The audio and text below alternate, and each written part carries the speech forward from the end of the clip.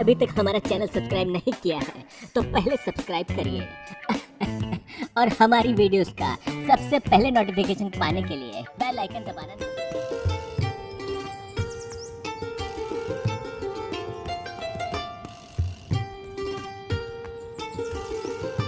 मालिक, आज मेरे बेटे की तबीयत ज्यादा खराब है। कृपा कर मुझे 200 रुपए दे दीजिए। मैं आपके यहाँ पर काम करके आपके सारे पैसे चुका दूंगा। अरे नहीं हरिराम, मैं तुम्हें पहले पैसे नहीं दे सकता। यदि पहले पैसे चाहिए तो तुम्हें मेरे पास कुछ गिरवी रखना पड़ेगा। लेकिन मालिक, मेरे पास तो कुछ भी नहीं है जो मैं तुम्हारे पास कुछ गिरवी रखूं। नहीं हरिराम, तुम्हारे पास तुम्हारा खेत तो है। तुम उस खेत को मेरे पास गिरवी रख दो। जब तुम मेरे पैसे वापस कर दोगे तब मैं तुम्हारा खेत तुम्हें लौटा दूंगा। ठीक है मालिक, आप मेरे खेत को गिरवी रख लीजिए। कृपा कर मुझे पैसे जल्दी दे दीजिए। फिर वह सेठ हरिराम को पैसे दे देता है। पैसे लेकर हरिराम वहाँ से चला जाता है। सेठ गणपति राम बहुत ही कुटिल था, मानो उसका हृदय पत्थर के समान हो, जो लोगों की मजबूरियों का फायदा उठाता था। उसके पास काफी सारे लोग काम करते थे। उसी गांव में एक मोहन नाम का लड़का रहता था, जो बहुत ही मेहनती था। उसके पास एक छोटा सा खेत था।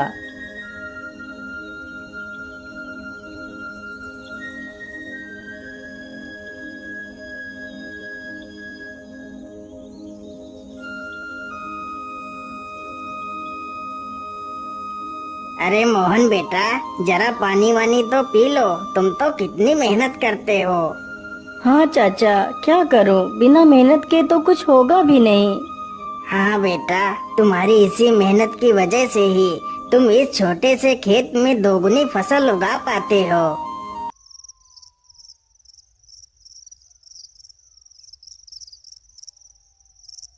मोहन अपने बूढ़े माता पिता के साथ ही रहता था। मोहन के पिता की तबीयत हमेशा खराब ही रहती थी। घर की सारी जिम्मेदारियां मोहन के कंधों पर ही थी। पिताजी, आज तो आपकी दवाई खत्म हो गई है। कोई बात नहीं बेटा, तुम कल मेरे लिए दवाई ले आना।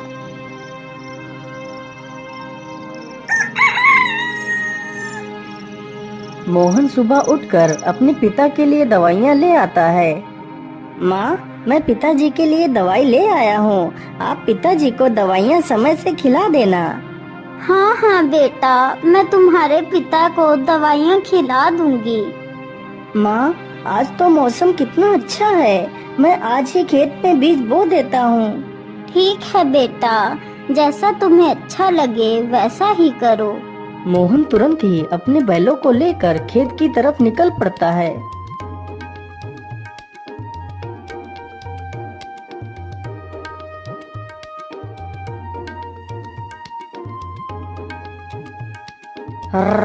चल चल चल चल चल, आज हमें इस खेत को जोतना है और इसमें बीज बोना है। मोहन कुछ ही देर में सारा खेत जोत देता है और बीज बो देता है।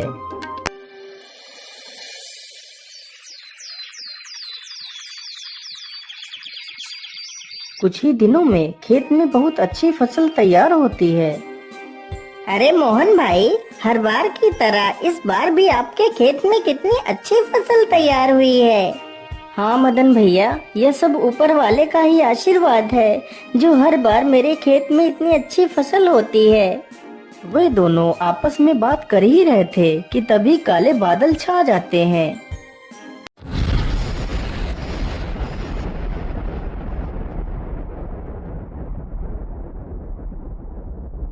अरे मोहन भाई, यह अचानक से काले बादल कहाँ से आ गए? मुझे लगता है आज तो कितनी जोर का तूफान आने वाला है। चलो जल्दी से घर चलते हैं। अरे मदन भाई, ठीक ठीक बोलो। यदि तूफान आ गया तो हमारी सारी फसलें बर्बाद हो जाएंगी। वे दोनों इतनी बात कर ही रहे थे कि तभी जोर जोर से हवाएं चलने लगती हैं और हवाओं के साथ जोर की बारिश आ जाती है। अरे ये क्या हो गया? ये तो बहुत जोर की बारिश आ गई। अरे मोहन भाई, यहाँ से जल्दी चलो, नहीं तो हम लोग भीग जाएंगे। दोनों जल्दी से एक बड़े से पेड़ के नीचे जाकर खड़े हो जाते हैं। मदन भाई, यदि ऐसे ही बारिश होती रही तो हमारी सारी फसलें बर्बाद हो जाएंगी। कुछ ही देर में बारिश के साथ साथ ओले भी गिरने लगते हैं। देखते ही देखते कुछ देर में ही सारी फसलें बर्बाद हो जाती हैं। हाय हाय, ये क्या हो गया? हे ऊपर वाले, ये तूने क्या कर दिया? अब तो सारी फसलें बर्बाद हो चुकी हैं। अब मैं क्या खाऊंगा और अपने बूढ़े माता पिता को क्या खिलाऊंगा?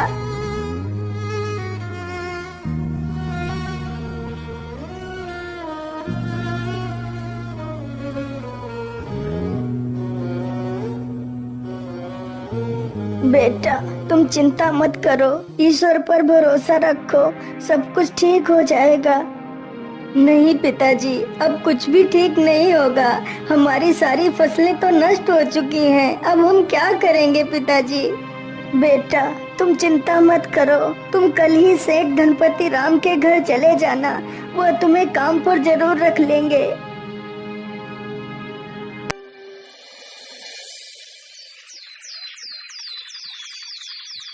अगले ही दिन मोहन सेठ धनपति राम के पास जाता है।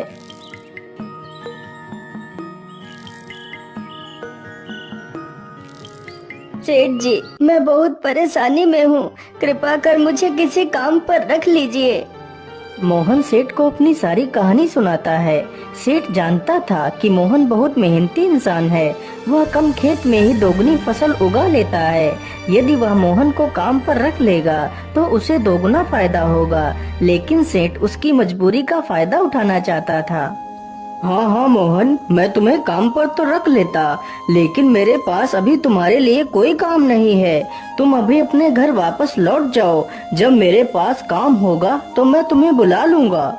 नहीं नहीं सेठ जी, आप तो मेरी मजबूरी जानते हैं। यदि मुझे काम नहीं मिला तो मेरे माता पिता भूखों मर जाएंगे। मुझ पर तरस खाइए सेठ जी, मुझे काम पर रख लीजिए। अरे वाह वाह, जैसा मैंने सोचा था बिल्कुल वैसा ही हो रहा है। यही अच्छा मौका है इससे कम पैसे में ज्यादा काम करवाने का। अच्छा अच्छा ठीक है, मैं तुम्हें काम पर तो रख सकता हूँ, लेकिन मैं वैसे तो सारे मजदूरों को 300 रुपए देता हूँ, लेकिन मैं तुम्हें सिर्फ 200 रुपए दूंगा। यदि मंजूर है तो बोलो। हे भगवान, क्या करो? यहाँ पर काम करने के अलावा तो मेरे पास दूसरा कोई रास्ता भी नहीं है। ठीक है सेठ जी, मैं 200 रुपए में ही काम कर लूंगा। मोहन अगले दिन से ही सेठ के घर काम करने लगता है। इसी प्रकार मोहन को काम करते करते पूरा 2 महीना गुजर जाता है। मोहन ने सेठ के खेत में दोगुनी फसल उगा दी। यह देखकर सेठ बहुत खुश हो जाता है। अरे वाह, मोहन ने तो इस बार कितनी अच्छी फसल उगाई है। वैसे अब तो मोहन का कोई काम भी नहीं है।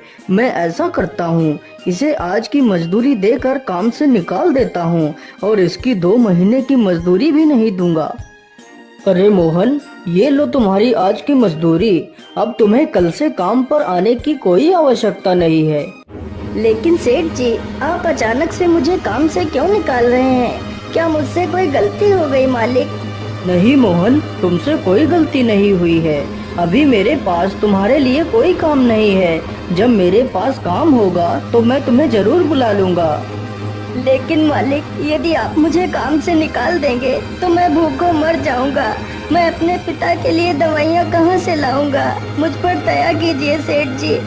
सेठ मोहन की एक बात भी नहीं सुनता और उसे काम से निकाल देता है।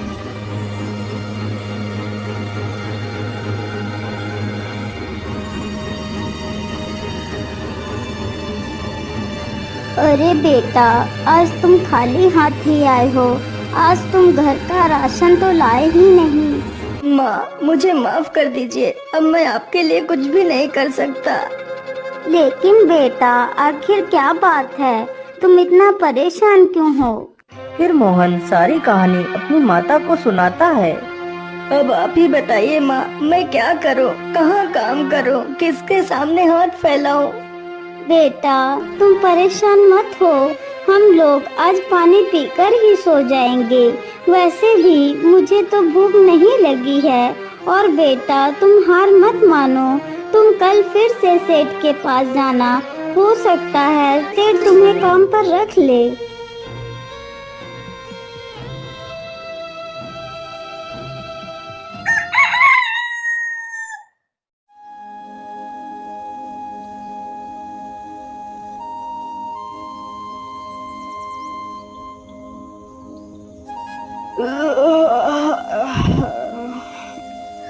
अरे सेठानी जी, आप मेरे लिए नाश्ता तैयार रखना, मैं जरा खेतों की तरफ से घूम कर आता हूँ।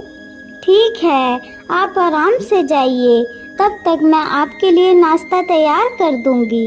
इतना सुनकर सेठ वहाँ से चल पड़ता है। तभी देखता है कि मोहन उसके घर के बाहर ही खड़ा है। अरे मोहन, तू इतनी सुबह सुबह यहाँ क्या कर रहा है? मालिक, मैं आपके पास ही आया था। यदि मुझसे कोई भूल हो गई हो तो उसे क्षमा कर दीजिए मालिक, लेकिन मुझे काम पर रख लीजिए। अरे मोहन, तू तो कितना बेशर्म है। मैंने तुझे कितनी बार मना किया है कि मेरे पास कोई काम नहीं है, फिर भी तू मेरे पास चला आता है। क्या तेरे अंदर कोई शर्म लिहाज नहीं है? मालिक, मुझे शर्म तो आती है, लेकिन जब मैं अपने बूढ़े माता पिता को पानी पीकर सोता हुआ देखता हूँ तो मुझे यह अपमान कुछ भी नहीं लगता। लेकिन मैं तुझे कोई काम नहीं दे सकता, चल भाग यहाँ से। इसी प्रकार कई दिन गुजर जाते हैं। सेठ मोहन को भला बुरा कहकर भगा देता है, लेकिन सुबह होते ही मोहन फिर से काम मांगने के लिए सेठ के घर पहुंच जाता है। लेकिन मैं तुझे कोई काम नहीं दे सकता, चल भाग यहाँ से। हे भगवान, मैं तो इस मोहन के बच्चे से परेशान हो गया हूँ, लेकिन यह तो सुधरने का नाम ही नहीं ले रहा। मैं ऐसा करता हूँ, कल सुबह होने से पहले मैं यहाँ से कुछ दिनों के लिए अपने रिश्तेदार के घर चला जाता हूँ, तभी मैं इस मोहन से अपना पीछा छुड़ा पाऊंगा। सुबह होने से पहले सेठ और उसकी पत्नी बैलगाड़ी में बैठकर वहाँ से चले जाते हैं।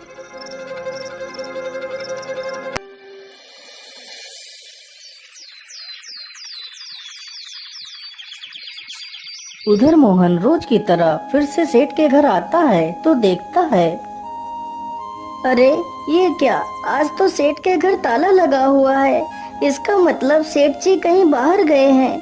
मैं ऐसा करता हूँ, यहीं पेड़ के नीचे बैठकर सेठ जी का इंतजार करता हूँ। इतना सोचकर मोहन पेड़ के नीचे बैठ जाता है और सो जाता है। तभी कुछ चोर सेठ के घर के पास आते हैं।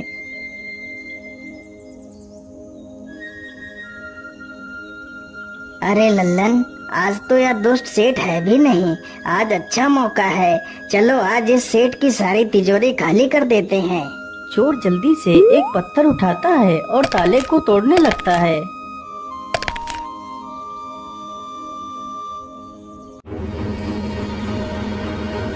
अरे ये शोर कैसा? ये कौन है? मुझे लगता है ये तो कोई चोर है। अरे रुक जाओ, तुम लोग ये क्या कर रहे हो? तुम सेठ के घर का ताला क्यों तोड़ रहे हो? अरे बेवकूफ, तुझे दिखाई नहीं देता? हम लोग चोर हैं और यह ताला हम लोग चोरी करने के लिए ही तोड़ रहे हैं। चल भाग जा यहाँ से। अरे नहीं नहीं, मेरे रहते हुए मैं तुम लोगों को चोरी नहीं करने दूंगा। अच्छा, तो तू हमें चोरी करने से रोकेगा? रुक, हम तुझे अभी मजा चखाते हैं। इतना कहकर सारे चोर बेचारे मोहन पर टूट पड़ते हैं। चोर चोर, कोई मुझे बचाओ, नहीं तो मुझे यह चोर मार डालेंगे।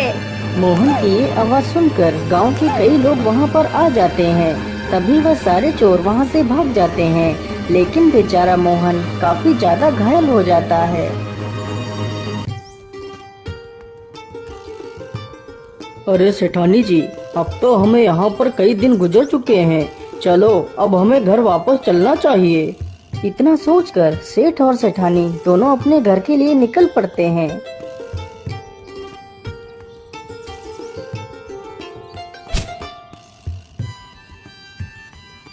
अरे वाह, जैसा मैंने सोचा था बिल्कुल वैसा ही हुआ। अब तो मोहन से मेरा पीछा छूट गया।